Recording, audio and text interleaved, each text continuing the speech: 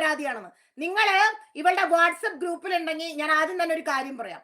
നിങ്ങളുടെ നമ്പറുകൾ കിട്ടിയാൽ, ഓക്കെ, ചിലപ്പോ നിങ്ങൾ അപ്രതീക്ഷിതമായി ഇരിക്കുമ്പോ നിങ്ങൾക്ക് പാകിസ്ഥാനിൽ നിന്ന് കോൾ വരും. ഓക്കെ, ഇവളെ നമ്പർ മനസ്സിലാക്കി കഴിഞ്ഞാൽ നിങ്ങൾക്ക് പാകിസ്ഥാനിൽ നിന്നും ബാക്കി എല്ലാ സ്ഥാനിൽ നിന്നും എല്ലായിടത്തുനിന്നും നിങ്ങൾക്ക് കോളുകൾ വരും. എന്തെന്നും പറഞ്ഞുകൊണ്ടാന്നറിയോ?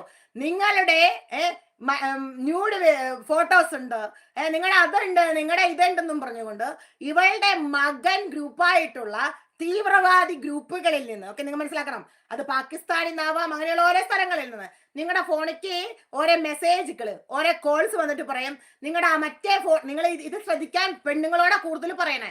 ഇത് വന്നത് ഒരു ബ്രദറിനാണ് ഈ കോള്, നിങ്ങൾ മനസ്സിലാക്കാം.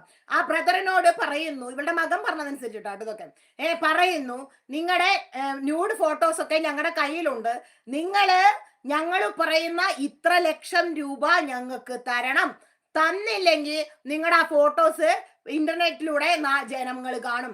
എന്തുണ്ടാവും?